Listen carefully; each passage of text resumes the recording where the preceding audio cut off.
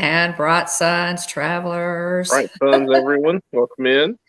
Welcome in. We so appreciate you joining us today. We've had, due to scheduling conflicts, we've had, kind of a long gap in between episodes 1 and 2 for us, but that's okay. We're gonna persevere. Yeah. We're gonna go the distance, as it were. Mhm. And we love this content, so we're gonna go ahead and go ahead with this and review. And a lot of people wait until all the episodes drop to even start watching. They so if you've done that, then you're in good shape with us. Have you had a pretty good day so far, William? Yeah, it's been a very good day, really productive so far. Mm-hmm. So yeah, I'm all caught up. Whenever we were reviewing everything kind of on a weekly basis, I was trying not to watch the next week's episode until after. That way, it didn't change my review of or my thoughts or review of the current episode that we're reviewing. Right. So I get that. That's kind of out the window this time. Kevin. And the other thing too is like, man, you really have you either have to stay completely away from social media, or like watch these shows as they come out, because otherwise you're going to get spoiled. Spoilers. You're going to see spoilers, even if it's just them dropping like character pictures. Oh yeah. And so and it seems like a lot of people really delight in dropping the spoilers early. And I get that people are excited about the episodes, but they drop at like 2:00 Central our time on Wednesday, 2 a.m. Central on Wednesdays. And so I this time I have not stayed up. I think it's because we had somebody in our community that was doing the watch parties, and so I would take a nap and then stay up to watch it when it dropped. But I haven't done that this time, and so I really love to get up.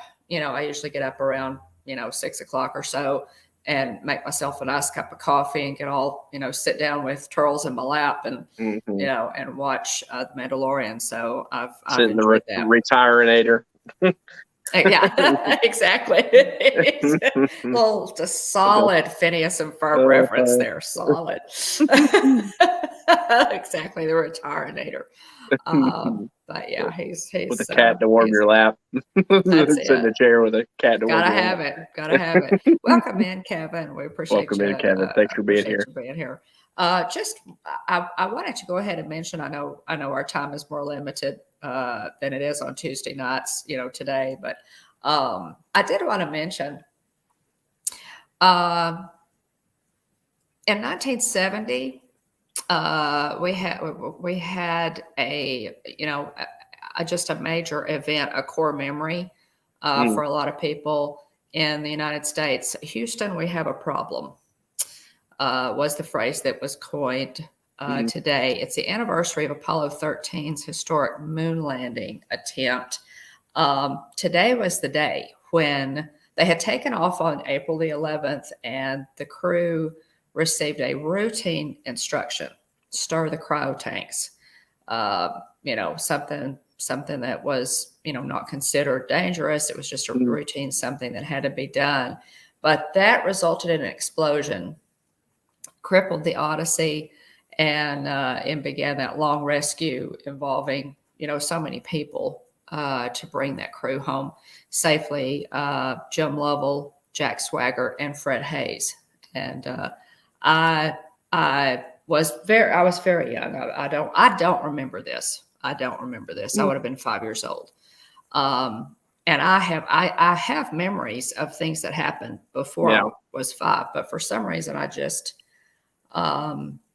I have a very vague memory maybe of Mother and Daddy watching TV. I'm sure we did. Susan probably remembers it, and I'm sure Joy does. But at any rate, it happened. That happened that happened 53 years ago today. So Wow. just wanted to mention that. I love our space program. And I did, after I saw Apollo 13, which was directed by Ron Howard, the movie that came out several years ago, I was so inspired by that movie that I wrote to Jim Lovell and actually received a response from him. I still have the letter. I couldn't get to it. I'd stored it. I know where it is, but I couldn't get to it.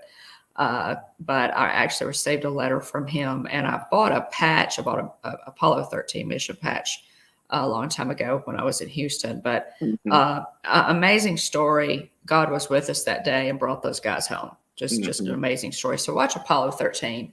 If you haven't watched it in a while, or if you've never watched it, go watch that movie. It's really amazing. Stars Tom Hanks, Kevin Bacon, and who plays Fred Hayes? I should have looked it up. Well, A-list actor, and I can see his face, but I can't call his name. Anyway, go watch that. Good stuff, and just something to remember from our space program.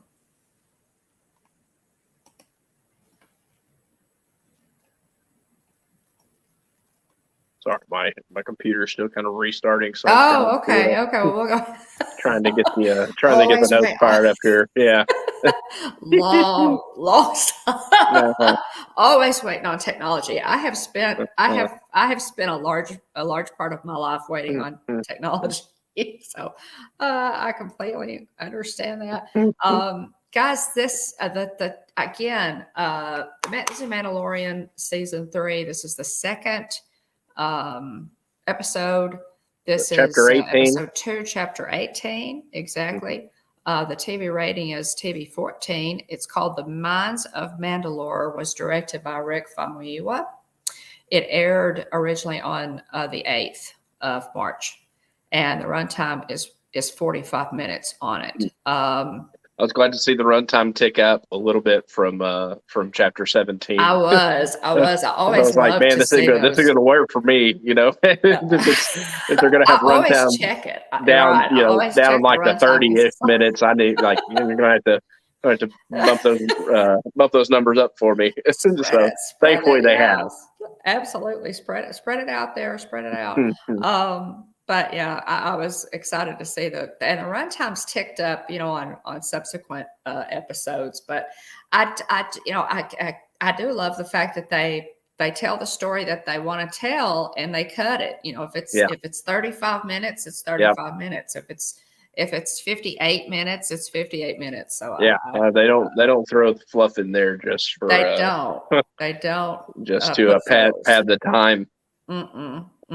They don't. So, but at any rate, this, just to review, a little recap of episode 1, which was called The Apostate. The Mando, found covert, and when he flies in, he has to slay the Aladdin tag on the beach. He meets with the armorer. This is this is like Raiders Digest condensed version. He meets with the armorer, tells her that he's going to Mandalore to bathe in the living waters for redemption. She argues with him, of course, because they believe that Mandalore has been completely destroyed, turned to glass, as they call it. And Mando says, "I'm going anyway," because he is, his faithfulness and reverence to the Mandalorian, creed is inspiring. And so he says, "I'm going," and she's okay. This is the way. So he heads off to Navarro to meet with Grief Karga, because he knows that he needs a droid, because if the atmosphere is poison, then it would be logical to send a droid in to check that out. So he tries to fix IG-11. Hilarity ensues. That's just some really great footage with the Anzellans, try to fix him. And so at any rate, no squeezy. No squeeze. no squeezy. Bad my baby. God. Bad baby. What do they call poodoo? I can't remember.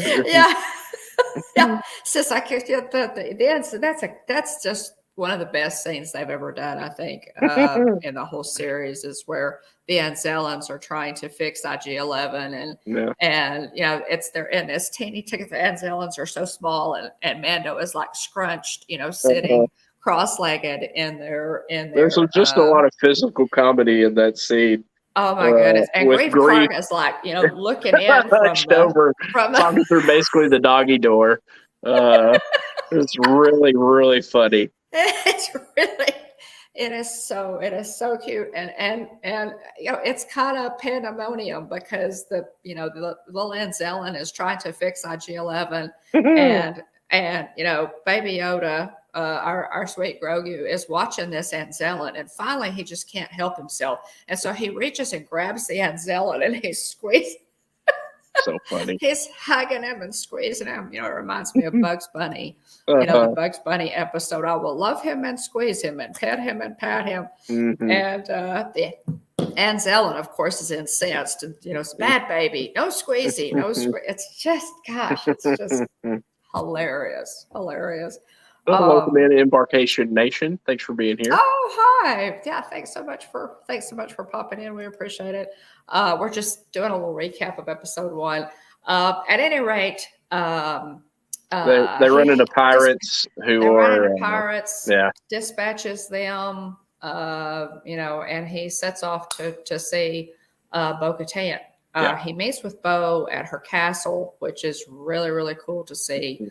A Mandalorian castle. That's one of the things that I love about the series is seeing new worlds and new ships and all these things that we've heard referenced but haven't actually seen.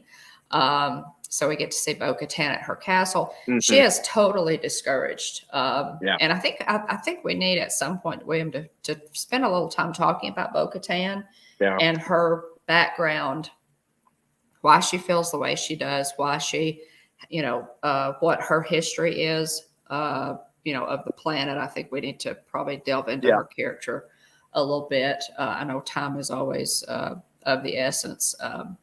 But anyway, she is just totally discouraged, somewhat bitter, I think.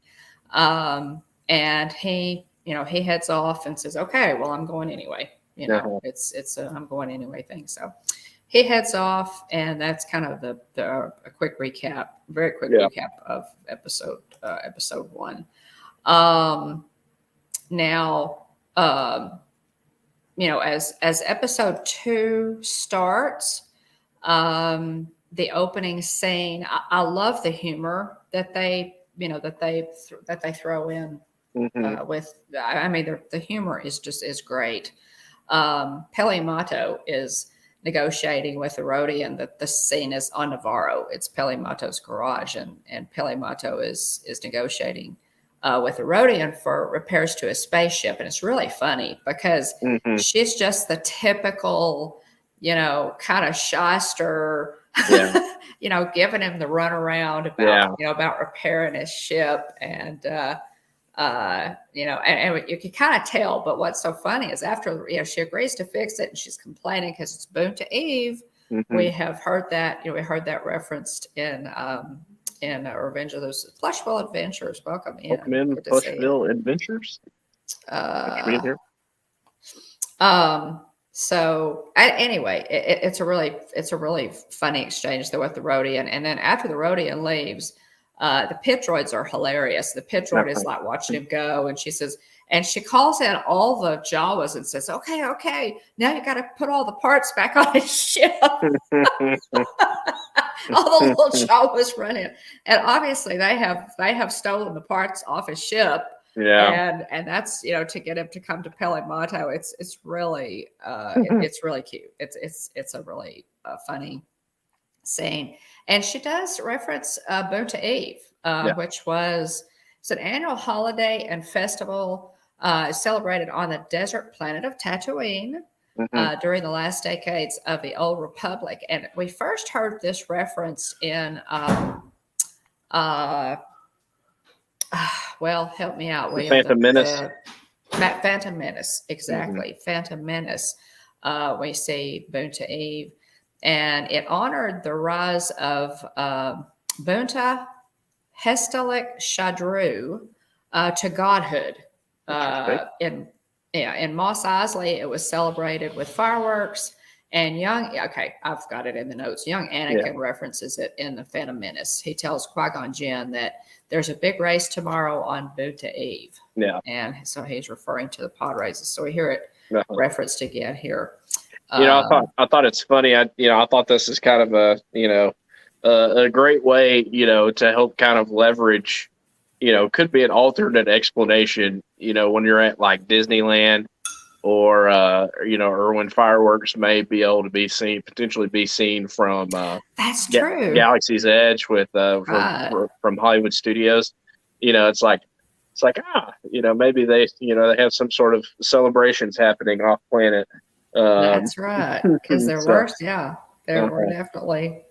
That's true. That's true. Little theme park in there potentially. To explain that, right? To explain the visibility of the fireworks at Galaxy's Edge. So I hadn't thought about that. That's a good thought. She obviously hustled, hustled the guy because the Rhodian because she calls it she calls in the Jawas. And after he leaves to put the parts back on. But the pit droids are a hoot. The pit droids are just funny little things. They're we've seen them in Star Wars. Another reference to the Star Wars. Yeah. I love how Dave Filoni and Jon Favreau are really good at including. They take small elements from Star Wars films that were really background pieces, and they elevate them to be, like the Ugnaughts. The Ugnaughts were not featured prominently; they were like background characters in one of the Star Wars movies. And of course, we see them a lot in the animated series. That's true. That's true. With especially related to Hondo. Anarka. You see it more frequently there. But I think about like the crate dragon. That's a line like you see the skeleton in the desert, but in the Mandalorian it's brought to life. Yes. Yes. And so that's a great point. And that some things that were mentioned kind of in passing, or things that may have been acknowledged more, via the Clone Wars or Rebels, the animated series. Well, the Camtono highlight them more. The Camtono, is one of those. There's a random character in Star Wars who is running in the crowd at Cloud City, carrying obviously what is an ice cream freezer, and they took that one little scene. And and brought it in as the Camtono, which is what the client gives the Beskar in payment to Mando for the bounty. But thanks, Dean. Thanks, appreciate it. Yeah. Dean. Let's see. So Mando lands in the N1, the Naboo N1 starfighter that Peli and Peli worked on together. She says she's purring like a nuzzle shrew. We love all the sayings. Oh yeah, love to catch those. And it's so funny too, because Grogu like hops out of the ship into Peli's arms. It's really funny. And then she says, "Who taught you how to leap like a lerman?" You got to note here that lerman were small monkey-like species that we first saw in the Clone Wars. So that's and one of the Lurmen, I don't know how many of you are familiar with the Clone Wars, but one of the Lurmen in the Clone Wars was actually Force sensitive. So, apparently the Force, any species almost can be Force sensitive. Any sentient species, because one of the Lurmen that we saw in the Clone Wars was Force sensitive. Little monkey creatures. I don't know. Dana, I know you watched Clone Wars, if you remember them. They're on. They hail from the planet Magito. Mm-hmm. Mm-hmm. Yeah. So Mando tells her he's looking for a replacement IG memory circuit. He's at this point he's still trying to fix IG-11, Mm-hmm. and so Peli, of course, goes to the Jawas because they're the pillagers and plunderers of parts, and Peli, speaking Jawa is so funny because she squeaks and Mm-hmm. memory circuit. it's really it's a funny scene. I love it. Anytime they do a scene with Peli, you're going to get a lot of good humor. Yeah. So that and the that the Jawas say no can do. It's too old. Basically she says, Grandpa, Uh-huh. that's an old. Oh, okay, Dane, just stick with us, buddy. Oh yeah, but yeah, and she says, that they can't find it, and she references the chance cube. She says no chance cube, and which is another reference back to the Phantom Menace with to the Phantom Menace with Qui-Gon. There's the roll the dice, trying to figure out whether or not Anakin's going to race, whether or not he's going to take him up on the deal, and he little wave of the hand there. That's the magic hand thing. I actually have some chance cubes from Galaxy's Edge. Oh, cool. I thought you bought some chance cubes. I did. Yeah. So that's just really passing quick reference there. And if I had not had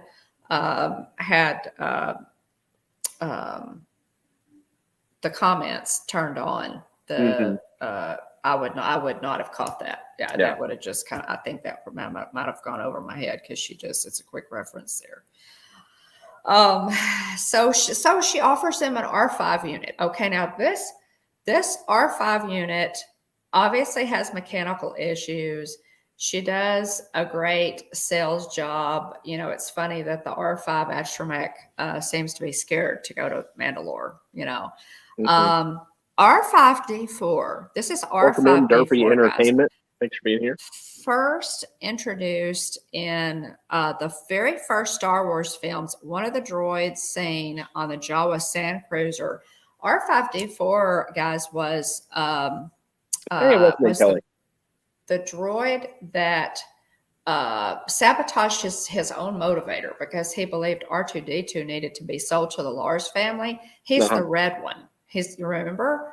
Luke's dad was gonna buy. Makes his way out there a little bit, and then just kind of malfunctions. Exactly, and it's been said, fandom has said that that R2D2 said something to R5 and said, "Hey, can you help me out here? I really need to be bought." And so R5 deliberately sabotaged his own motivator. And so had it not been for, without R5, Luke Skywalker and R2D2 would never have met. So this is an R5, whether it's the same one, I'm not sure, but it could be still the same R5 unit hanging around on Tatooine, it could be. Oh, hey. Aw. Thanks, Kelly. Appreciate it. Derpy Entertainment. It was an opposite. I liked it too. I liked it too. A Derpy that was magic hand thing. Yeah. But yeah. So this is the R5 unit.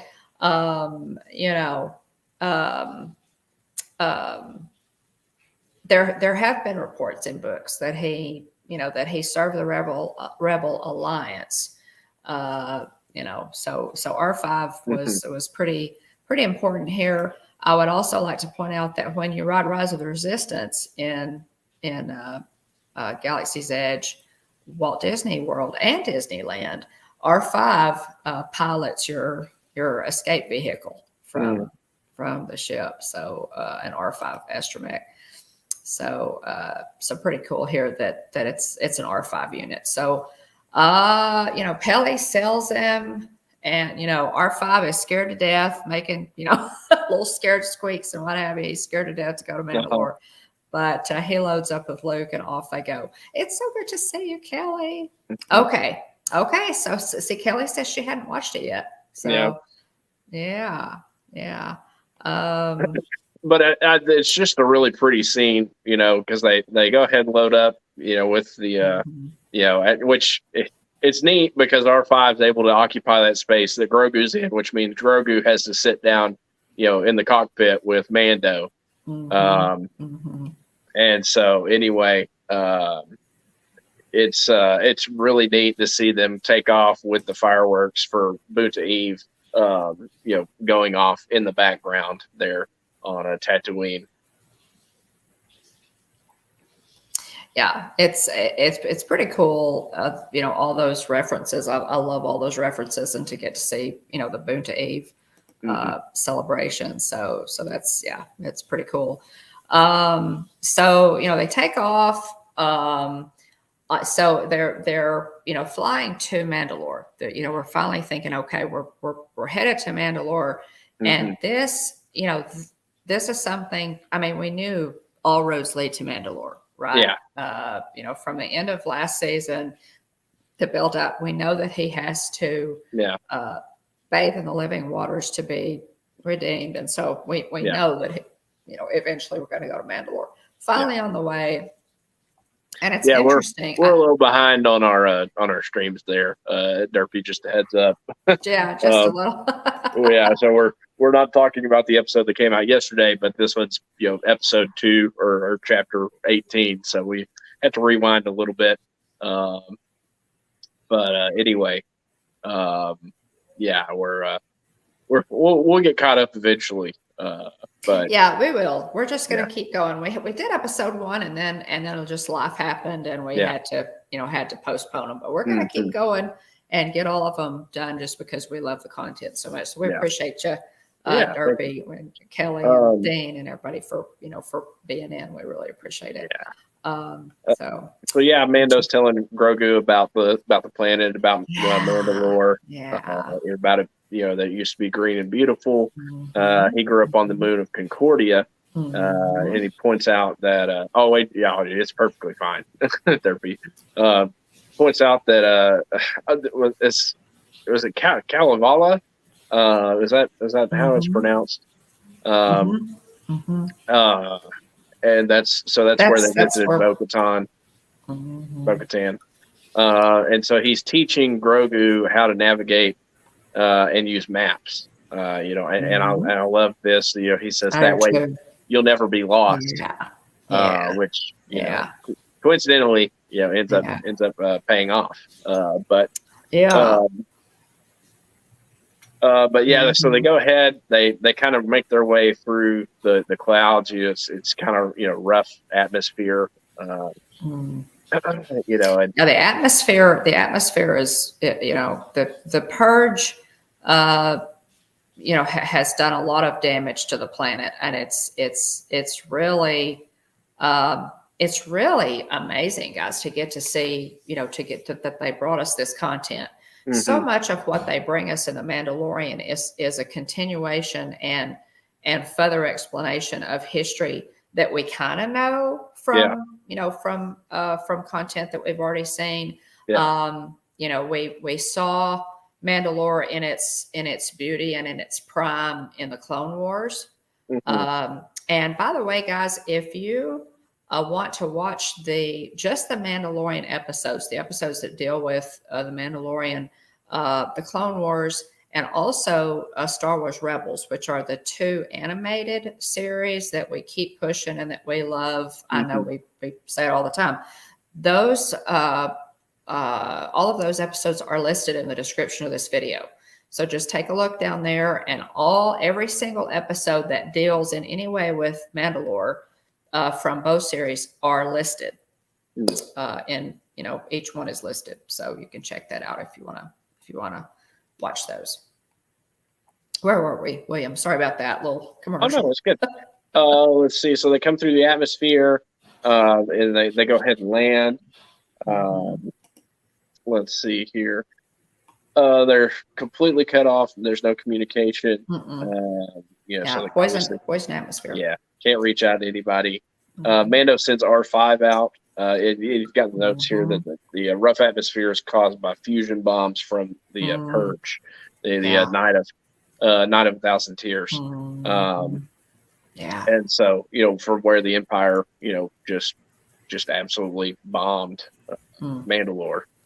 Oh, I yeah. mean, the Destroyed it. Mandalorians were, obviously, if you're trying to get a peace and order established, then a full community of a planet of warrior people could potentially pose a threat to your vision for order, or how they interpreted order, how they defined order, and so they really in the Night of a Thousand Tears, they intended to destroy the Mandalorian society. Oh, yeah. They intended to completely wipe them out. Yeah.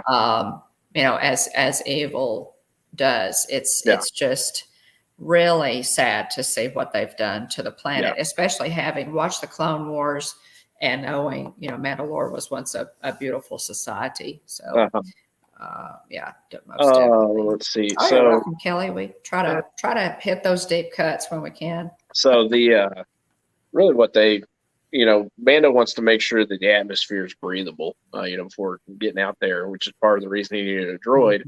Initially wanted IG-11, ended up with R5, D4. So R5, it's funny too, because R5 is kind of hesitant about leaving the ship. Yes, and so, R5's scared to death. And so anyway, which he is really funny for a droid. Yeah, so he sends them out anyway to kind of do an analysis, make sure the air is breathable. Don't be a baby. Go on. So he kind of goes off on some, behind some rocks and disappears. Goes out of view, and then eventually disappears from the from the screen, the kind of tracker that Mando's watching. Just kind of watching. Grogu gets really concerned. He kind of, he's panicking. And so, I mean, I pretty much, by word of mouth, up to this point, it's widely believed that, Mandalore, is, like you said, uninhabitable. It's uninhabitable. It's totally devastated. It's just, it's cursed. Well, that's what the armor believes. That's what it's what bo-katan believes.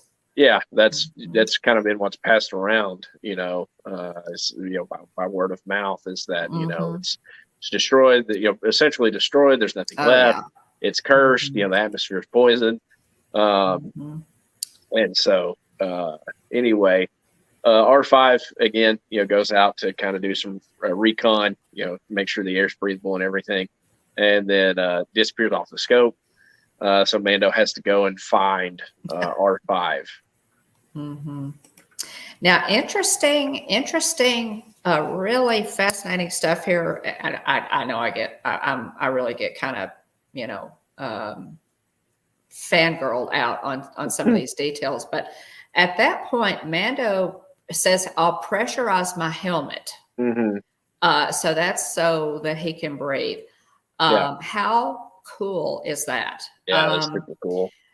Mandalorians are just so cool. I think with all the gadgets they've got, and I made a list here just quickly of things that they have on their bodies, and I probably missed some things. The radar, they've got the the little antenna thing that folds down. Antenna that tactical scanner, the scope essentially. And so that they've got the fire spray, with they can spray fire. Basically flamethrower. Flamethrower. They've got the whistling birds. They've got the pulse blaster, which is the rifle thing. They've got a blaster pistol. They've got knee rockets. Oh my gosh, they've got knee rockets, y'all. That Ambon phase pulse blaster is what I was referring to there. They've got the power shield. Now, the first time I saw that power shield used, it's like a like it looks like a Tron, Yeah. thing, was Paz Vizsla, I think, used that power shield against Mando, or that's the first time I remember seeing it in the Book of Boba Fett. They got the Beskar armor, the Darksaber. I mean, golly, did I leave anything out? They have the little what is it, like vibro swords or vibro knife thing. That Yes, also the has. knife. But like in his boot, doesn't he carry that? It is wow, yeah. And so, yeah, I mean, and that's the thing, there was, you rewind, I think was it, Dang. I mean, of all the things that you could encounter, I mean, they pretty much have enough gadgets on them to get them out of any jam they could potentially run into. They've also got some sort of, some sort of like cable, some sort of like grappling cable. Yes. Also, yes. Well, and the jetpack. Goodness, I forgot the jet. I forgot the rest of the jetpack. And some of them have a rocket. Boba has the rocket, attached to the jetpack as well. And so, it's really loaded. Incredible. Yeah. And of course, Mando states, that weapons are part of their religion. So, I sometimes it would be really cool to just try to, compile a list of everything. I mean, at one point, in a later episode, somebody says, disarm him. And I'm thinking, well, that's going to take a while. Try to pull all that stuff off him. I think this is one of the reasons, in addition to their courage and demeanor, that Mandalorians are so feared in the galaxy and so revered even in the galaxy. I mean, they got all the gadgets, Kelly. Yeah, they do. Yeah, Dean says I need to start pressurizing my helmet when I leave the house. You haven't been doing that already, Dean? I always do that. So as Mando's looking for R5, he gets ambushed by some alien creatures. Is it Alamites?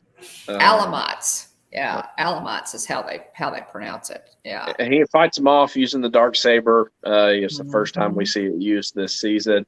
And then he locates R5. And back at the ship, R5 displays the atmosphere analysis. And it shows that the atmosphere is breathable, not poisoned. Some really good action in the kind of ambush scene there.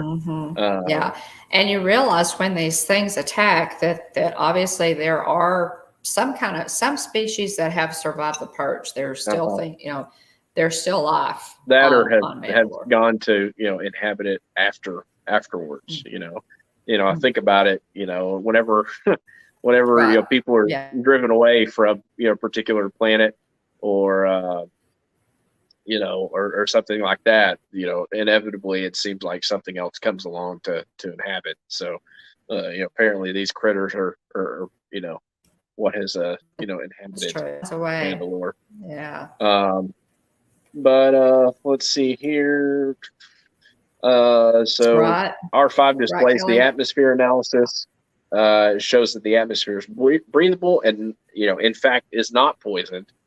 And then Mando and Grogu find their way to the Civic Center and proceed down toward the mines, which, we got to get to the mines to, essentially be, refellowshipped, again. And so on his way, he finds an old Mandalorian helmet, and then he gets attacked by a creature in like spider-looking mechanical armor. Now this thing, I didn't find a name for this thing. Did you see? It gave me like big, like General Grievous-esque vibes. Oh yeah, definitely. Yeah, definitely. Yeah, and I don't know. I did not find a name. I don't know that I specifically looked up the name of that. Well, I did actually, and I didn't get a return on it. William, you might be able to find something, but it definitely gave us, General Grievous had the, kind of like lived in the mechanical suit. He's the big Yeah. spidery looking. I mean, he had essentially had, gradually replaced all his body parts with, mechanical parts. Is basically what he had done. He was this fierce warrior, and he just wanted to keep gaining an edge. And so, he, by removing all of the, I guess, organic matter, I guess it's really creepy. it's really creepy. Replaced it all with, basically droid parts. And but this like a spidery looking mechanical, biomechanical suit,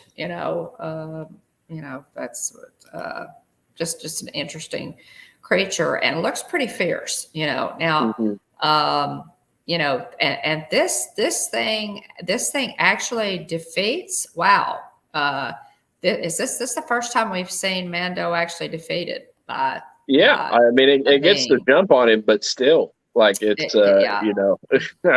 you rarely see anybody get the better of Mando.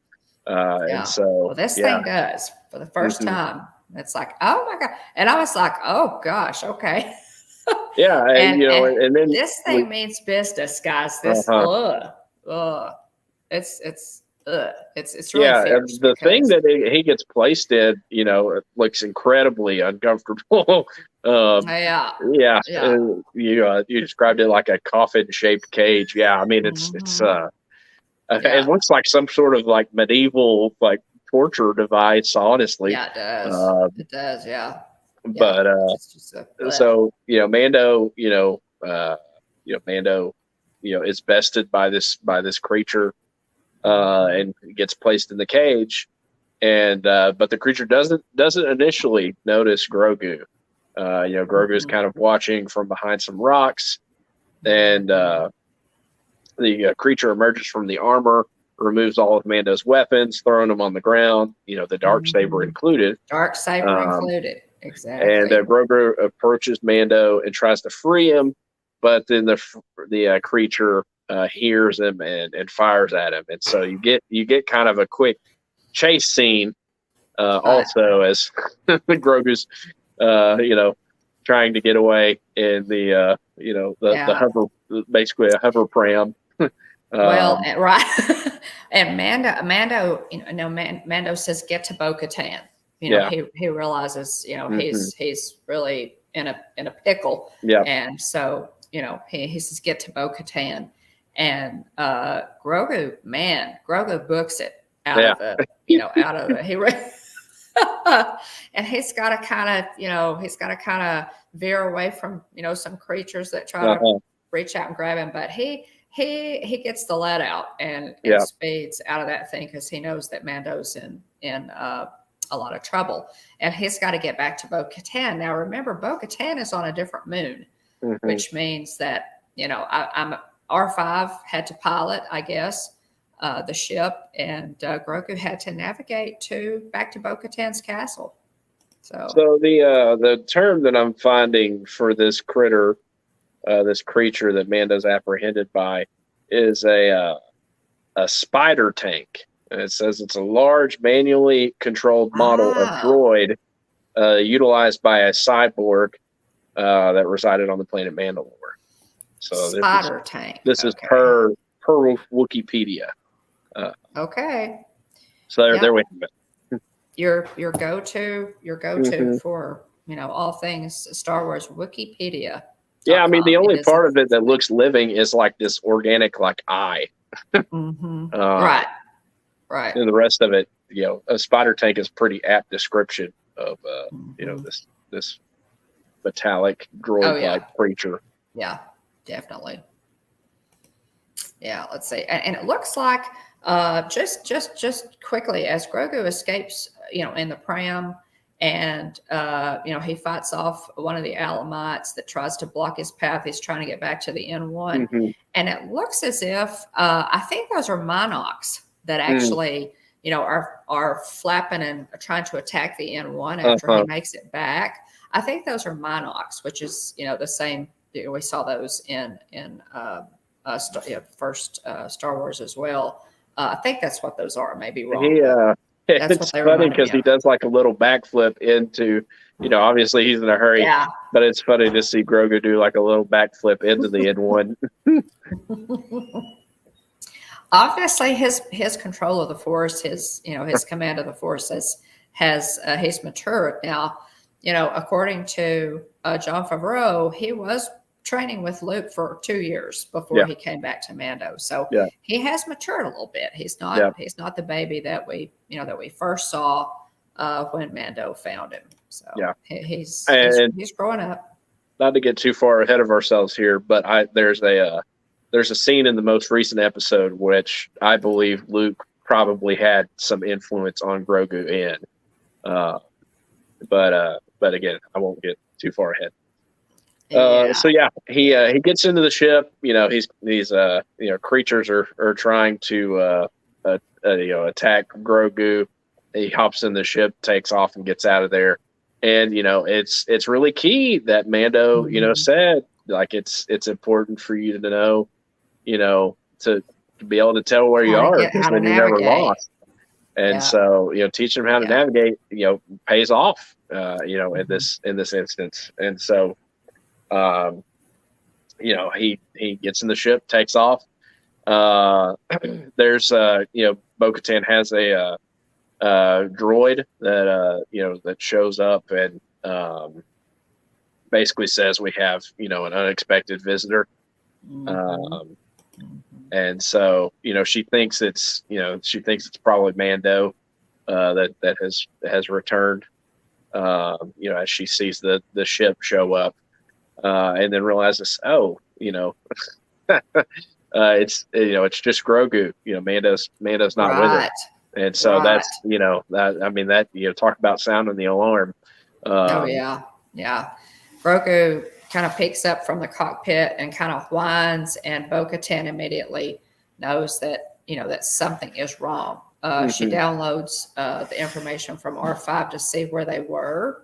And then she takes off in her ship. It's interesting to me. She never hesitates. She doesn't even hesitate to go after Din Djarin. I think the fact that, that Grogu, this baby has come for her, for her help. She's like, oh my goodness, the kid's, the guy's baby has come to me for help. And she's concerned because she doesn't know what happened to him. She knows where he went. And so for all of her sarcasm and all of her discouragement, when he went to visit her earlier, it's now, guys, Bo-Katan is a really complex character. And she is kind of has been a good guy, bad guy, kind of character.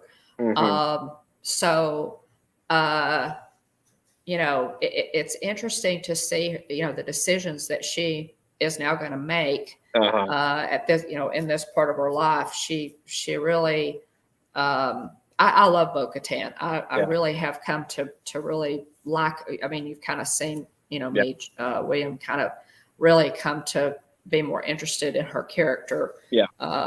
Even though she there for a while, guys, she was a member of Death Watch. And we'll cover all this at some point. Not to get too far into the weeds on Bo-Katan, but we really do need to talk about her. But Grogu, looks up over the cockpit, whines.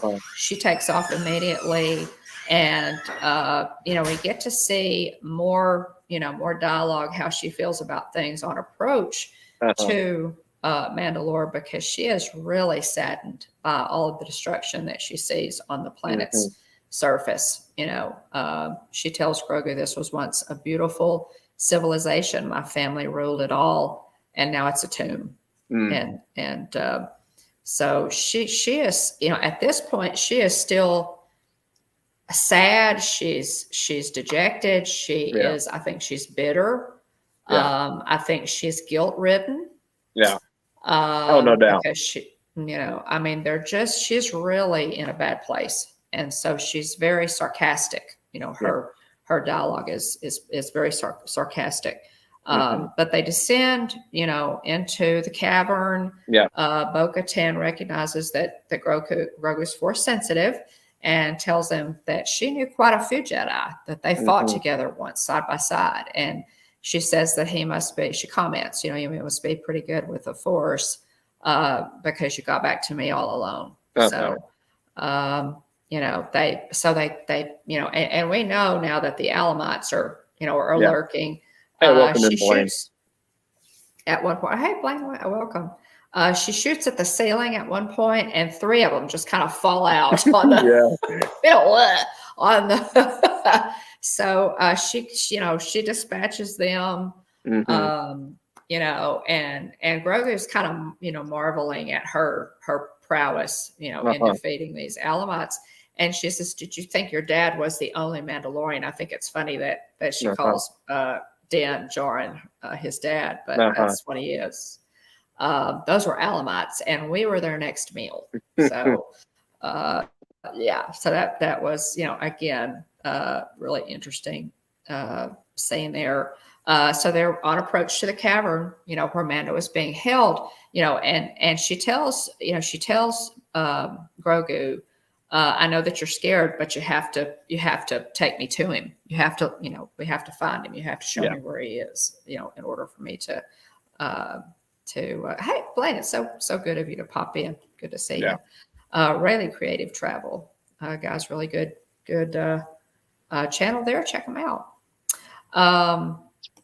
But yeah, you want to go ahead there with the next. They're getting closer and closer to the cavern where Mando's being held. The spider tank is hooking Mando up to some hoses, and it's really gross, blood. Guys. It's really gross. Yeah, it's nasty. And Mando is like groaning, and it's yuck. So Bo-Katan attacks, and the creature fires at her with some sort of electrical weapon. Bo-Katan retrieves the Darksaber from the ground and goes to work. It's let's see. Can't stay long. Wife and I have been so busy. We haven't started season 3 yet. Hey, I could completely relate. Oh, okay. I fell behind there for a bit, Blaine. But I'm a lot of people, are kind of behind, kind of waiting for it to all drop so they can, binge watch. But but we appreciate you popping in. But she also uses that shield, that digital shield, kind of circular round really shield that kind of pops out of her wrist gauntlet. Mando needs one of those too. Okay? And so just keep in mind, because a lot of people are like, wow, she's able to wield the Darksaber so expertly and fluidly, whereas Mando is not. And so there's a reason for that. Yeah, you have to remember that she possessed it previously. She did, which is why she could claim the throne to Mandalore. In addition to the fact that her family was kind of a royal family, just consider as a creed. Yeah. So she has wielded. Hey, welcome in, Jonathan. Formerly wielded. Hey, John. She wielded the Darksaber, which is why she she knows the Darksaber.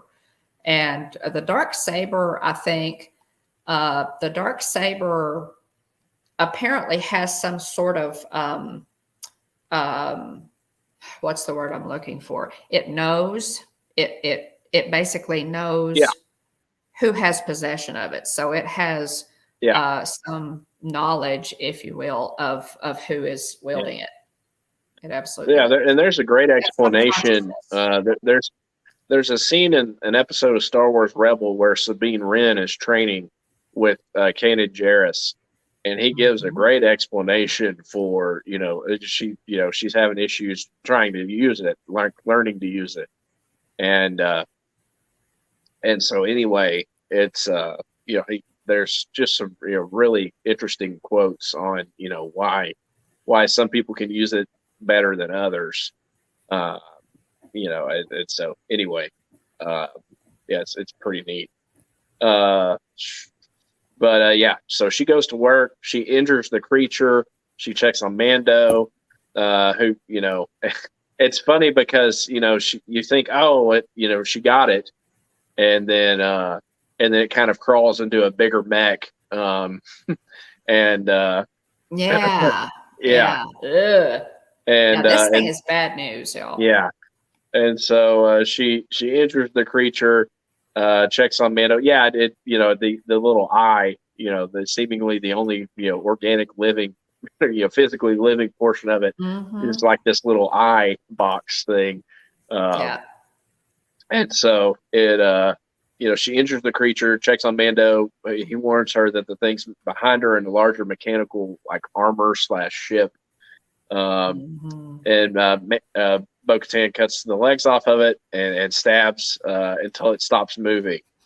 She gets Mando out of the cage coffin thing, and starts to help kind of bring him back to. By the fire, kind of I mean it's it was draining him of of blood. And obviously he was in a bad way. Yeah, he's weak. Dane says in reference to the Darksaber, kind of like in Lord of the Rings, the reference that came to my mind, because we are such huge Harry Potter fans, was the Elder Wand. Was the Elder Wand in Harry Potter to the Darksaber. Related to the Darksaber. There's a correlation there, I think, with the Elder Wand had some awareness of who was wielding it. So that's a good reference too, Dean. Let's see. Bo-Katan says, "Your kid. He's tougher. He's tougher than he looks, and he's quite the navigator." And she hands Mando a bowl of Pog soup. Mando said he's never had it before, and Bo-Katan says that any Mandalorian worth their armor was raised on this since they were his size. Talking about Grogu. Mando says, he's there. He's got to, complete his mission. And so he says he's going to the living waters. Bo scoffs at the children's stories. She's just very disillusioned. It's adorable that you believe those children's stories. She's she's not there. She agrees to take him there, regardless. She does.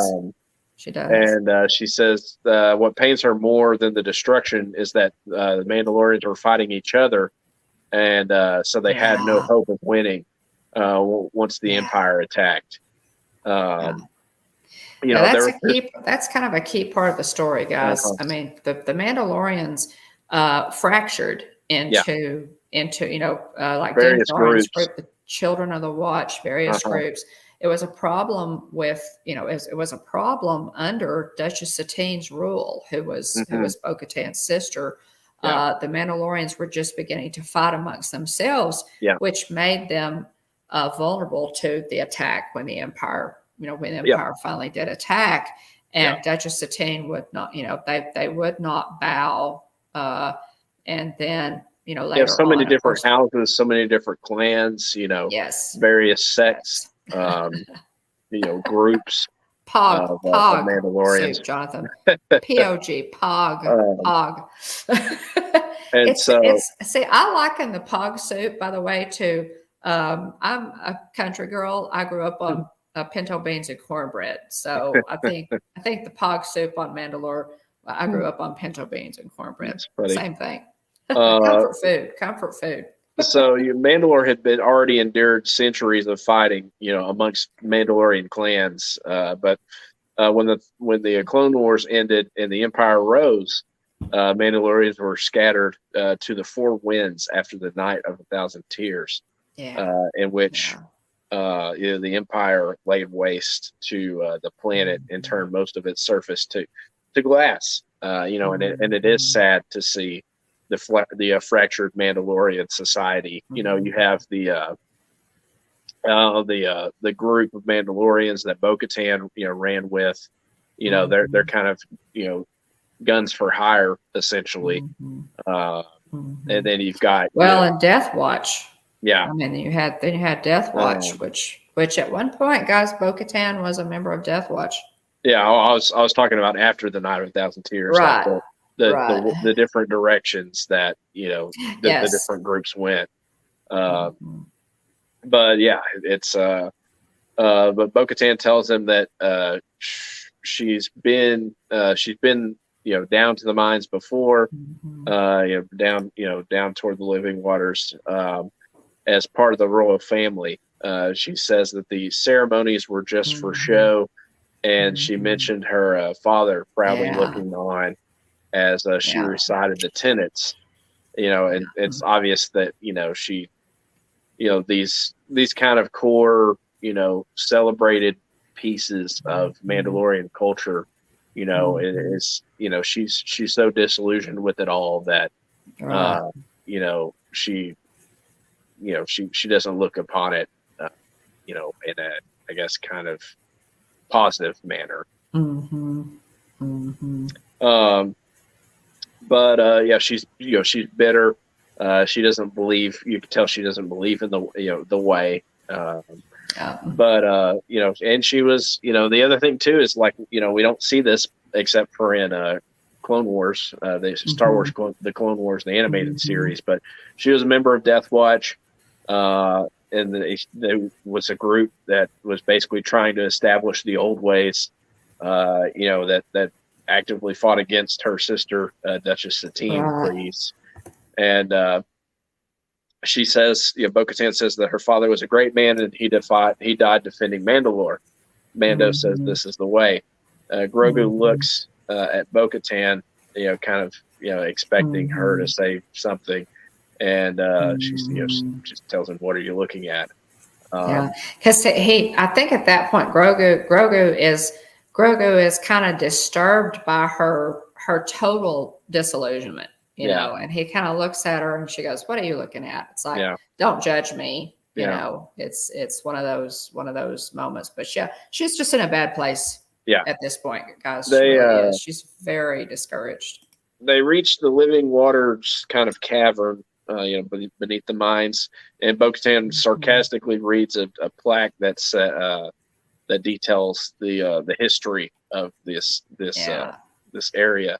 So Yeah, she says, these "Here we mines, are," kind of grandiose. uh-huh, She tells Mando, "Here we are, at these living waters. You believe this, this children's story, and I want you to have the whole experience." yeah, So there's a plaque there, yeah. and so she goes and reads it.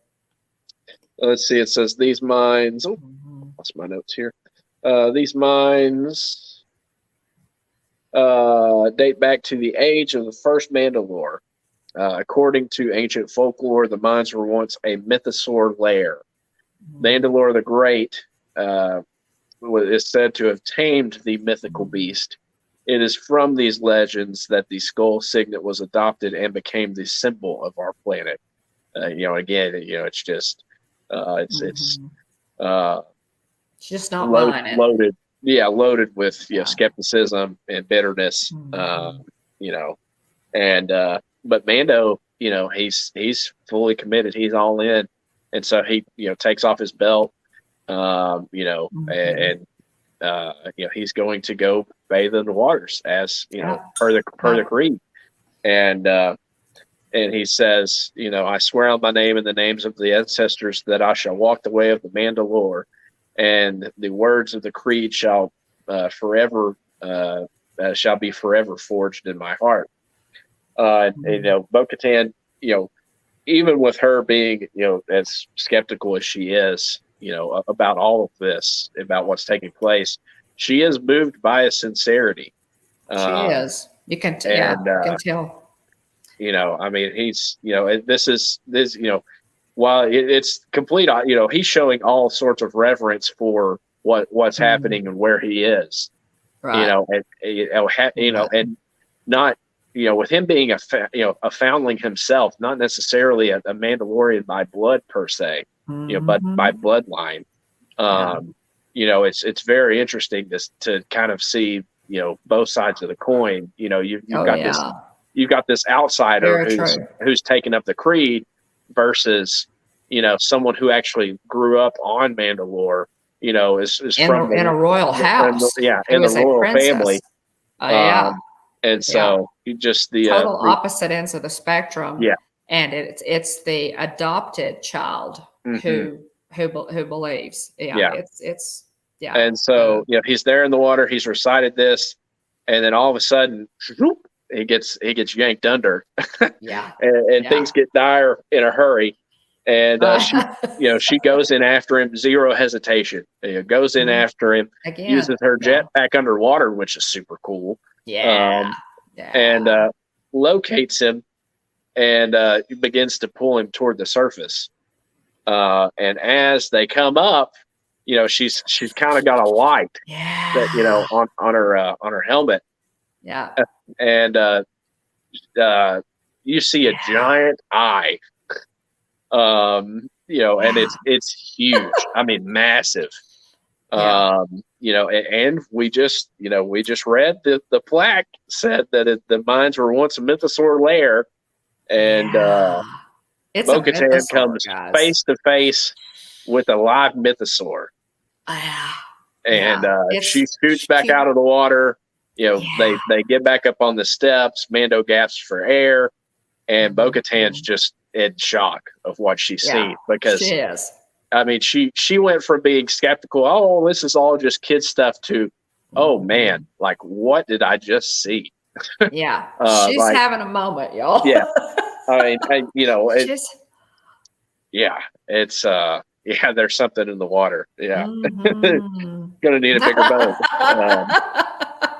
Right. But anyway, the super cool. I mean, awesome moment. To get a live action, mythosaur, and granted, we haven't even seen the whole thing. It's just incredible. So, anything else you wanted to add about this? I think this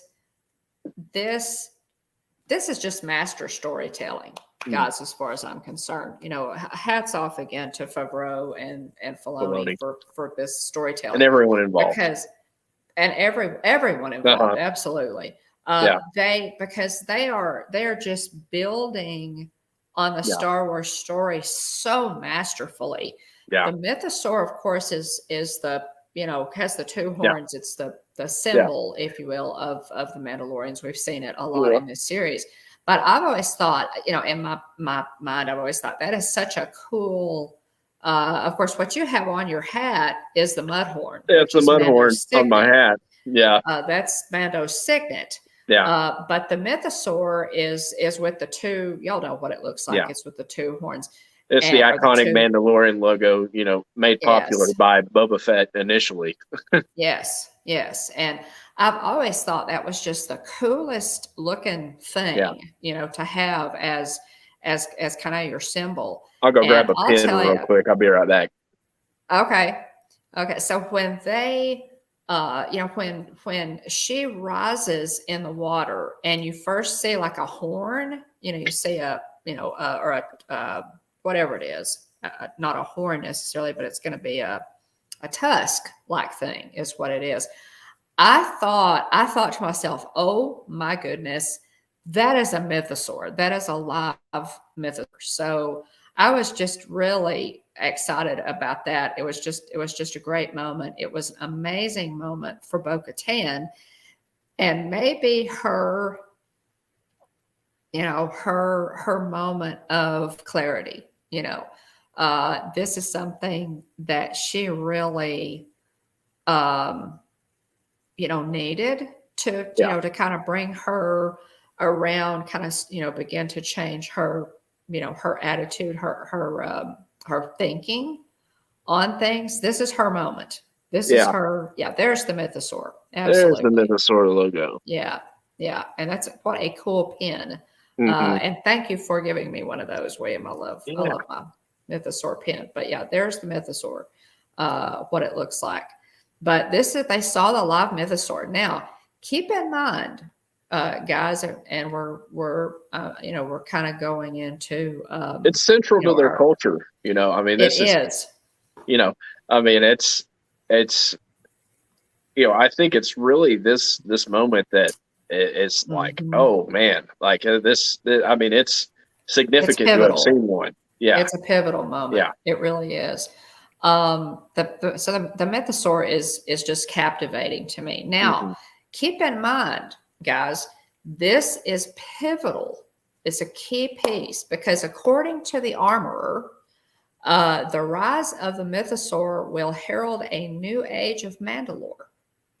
So, and the armorer has said this. So this is extremely significant and, central to the story. Let's see, I prefer a great white. Well, now this, if you remember Kuil, when Mando is trying to learn to ride the blurg, Kuil says your ancestors rode the ancient mythosaur. So surely you can ride this small foal when he's trying to ride the blurg. But this was fantastic. I was really excited, to see the moment you realize you're really part of the Star Wars legends, right, Jonathan? Exactly. Golly, yeah, it's So an amazing moment, for all of us as Star Wars fans to realize, hey, there's a live mythosaur in the water. And then it is a pivotal moment for bo-katan. There's no question about it. Jonathan says, I was watching this episode at my dad's with my brother, dad and stepmom. My brother just answers, so this just happened, and this is where it's exactly where it would come around. Let me put Jonathan's comment there on the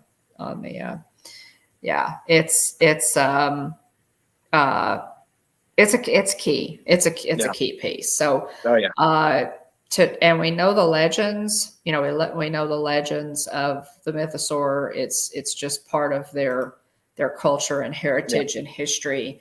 And so, so Bo-Katan has just had a pretty jarring experience in reconnecting with her roots and thinking, wow, maybe all of these, these children's stories, that I've thought were not true all along are true.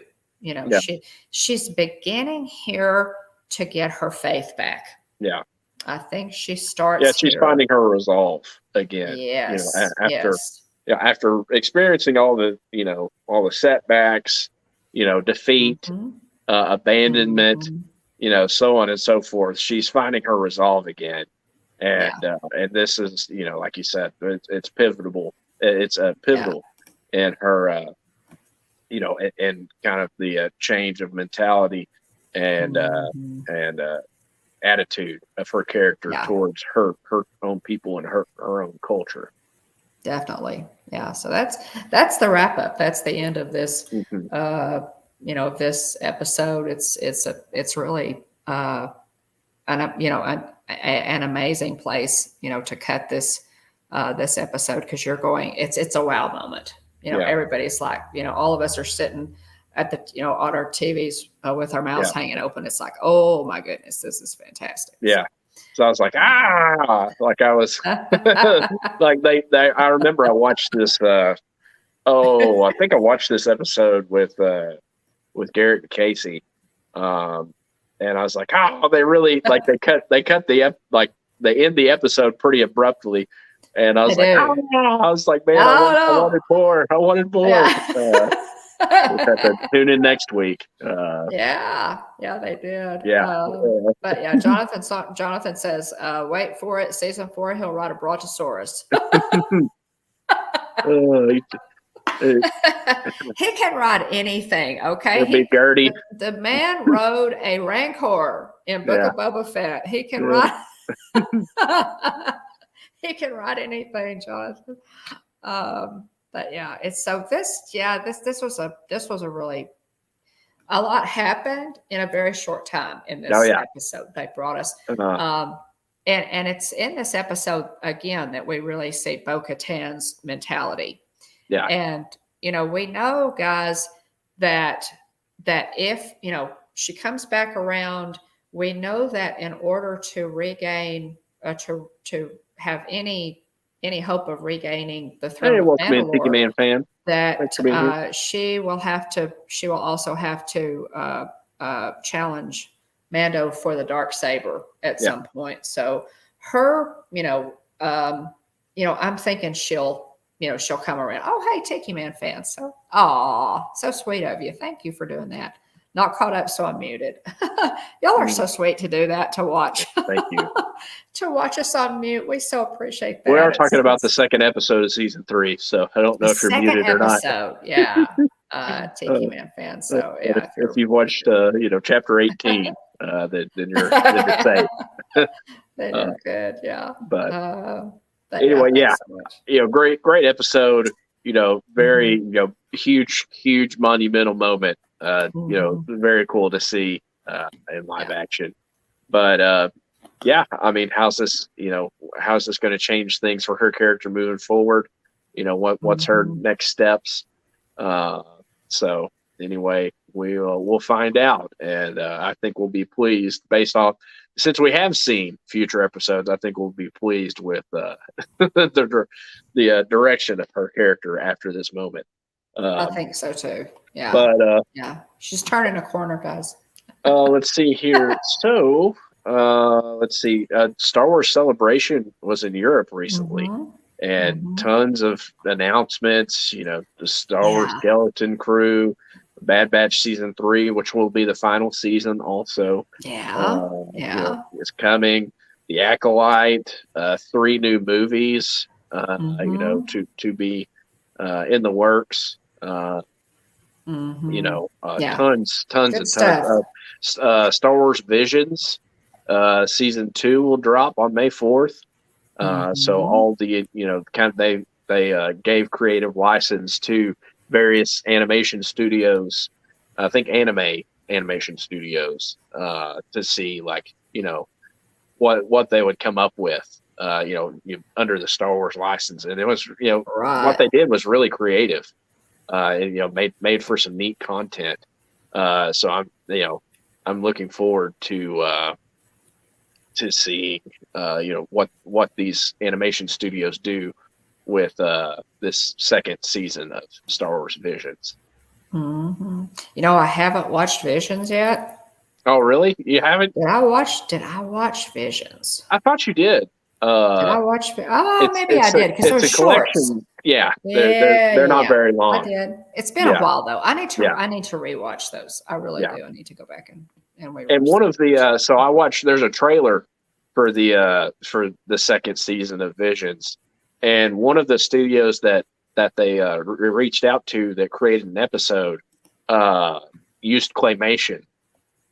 So the characters are in claymation. Kind of that is it Gromit?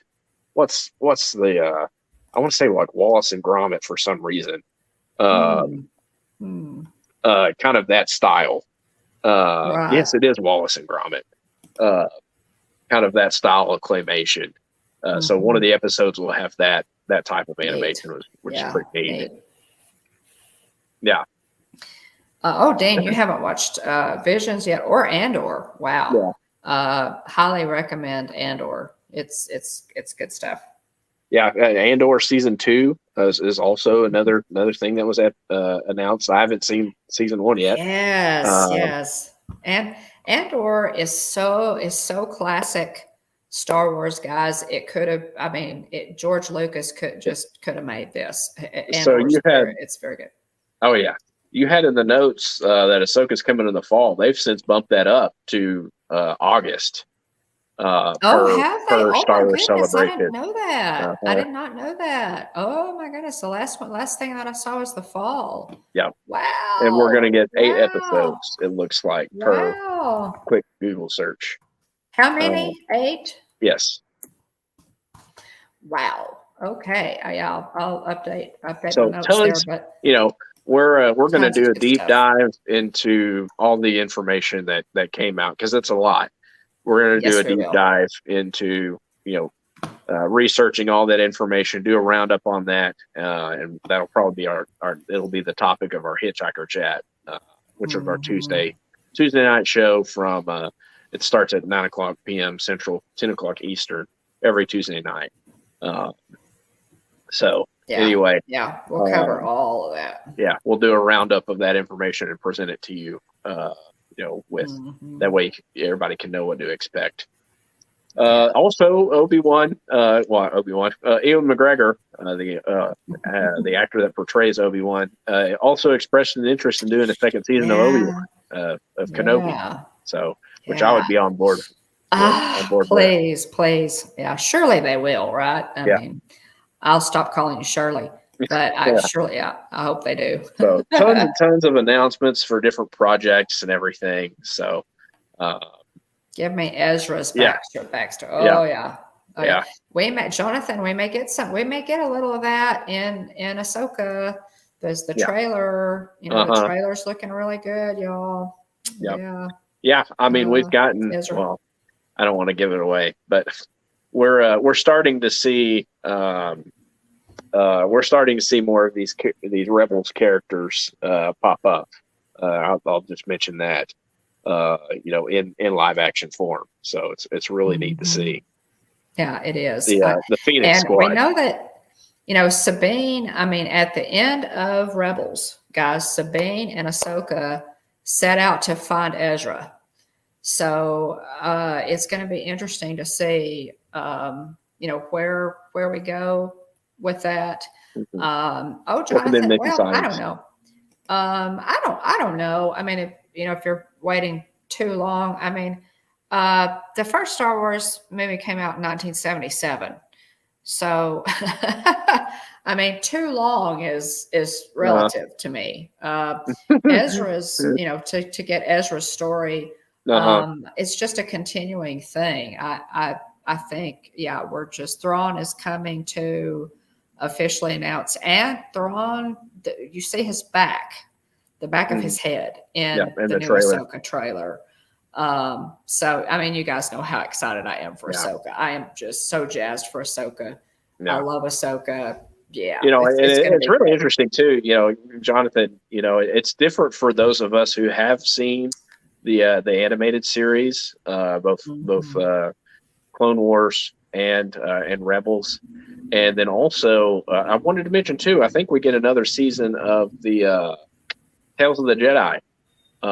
Yes, I think so. Which is going to be. I like Tales of the Jedi. I enjoyed it. Yeah, which was very excellent. Really enjoyed it. It was very good. Yes.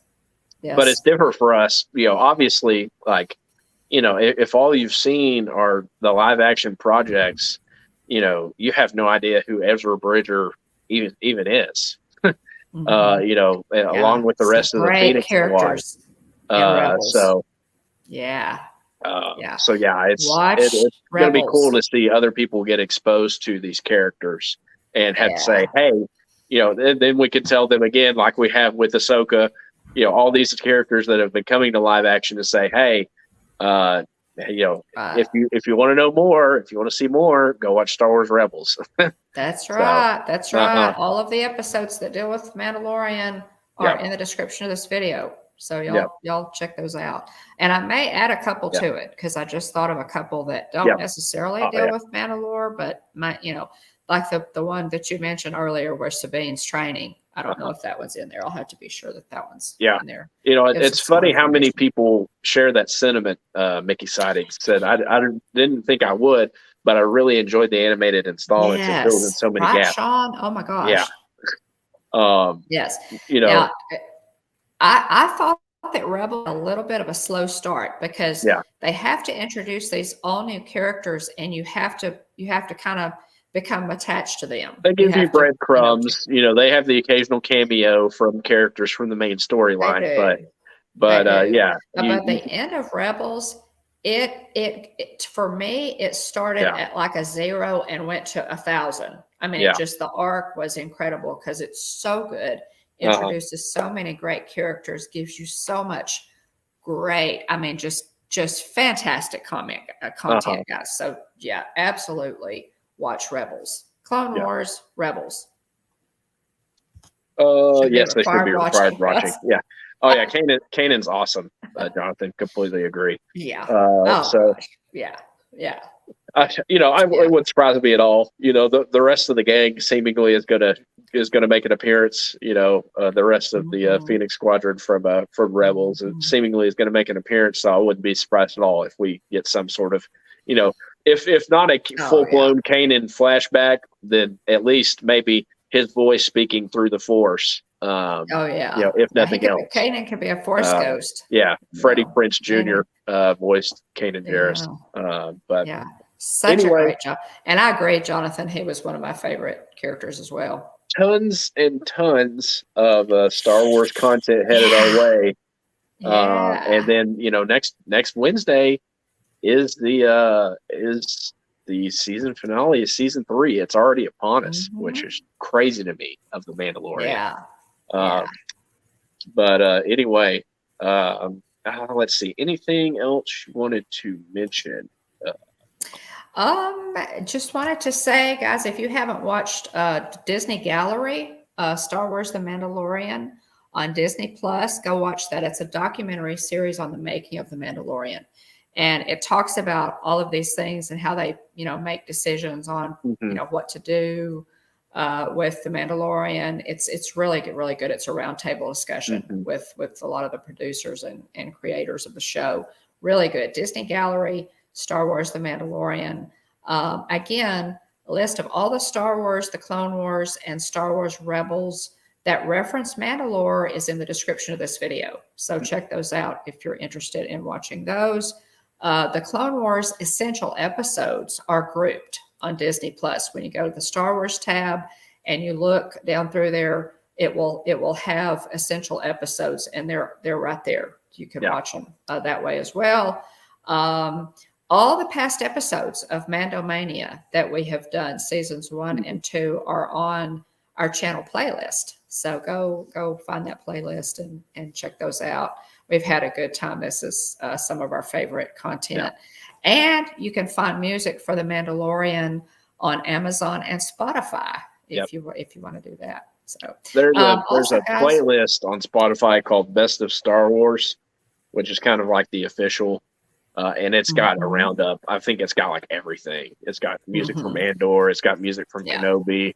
It's got music from seemingly everything. So check that out if you haven't already, if you have Spotify. This, guys, I just wanted to show you this as a library book that I picked up. And this is Heir to the Empire by Timothy Zahn.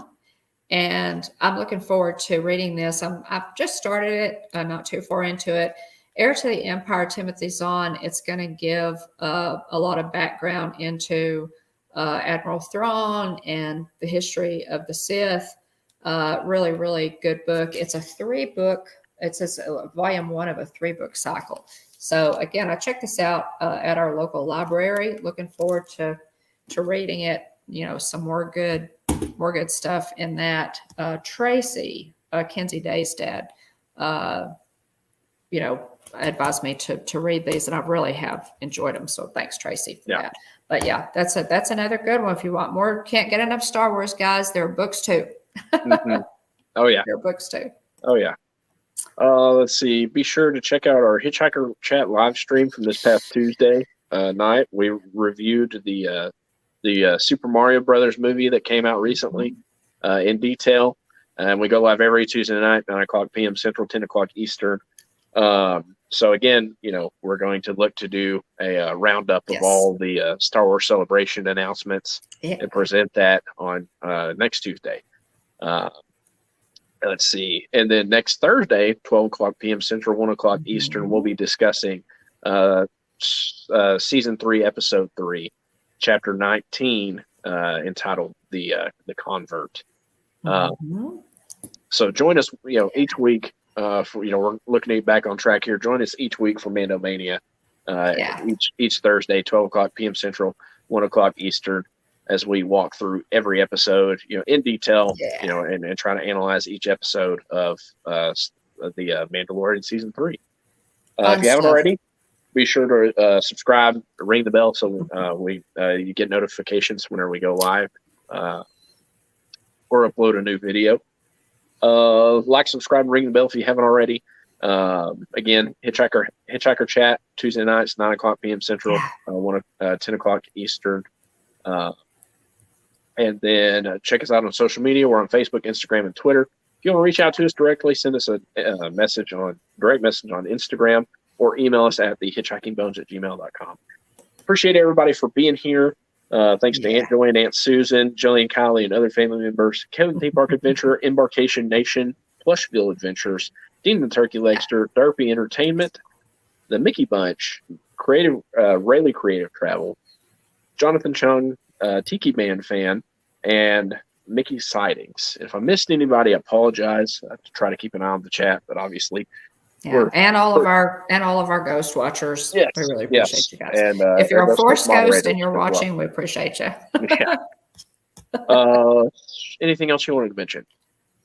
I can't think of a thing. We just appreciate y'all joining us and look forward to continuing the episodes. We're having a blast with this. Love the Mandalorian. Thoroughly enjoying this all the season. Star Wars content. So thanks, William, for, we'll keep going. Yeah, absolutely. This is the way we have spoken. This is the way.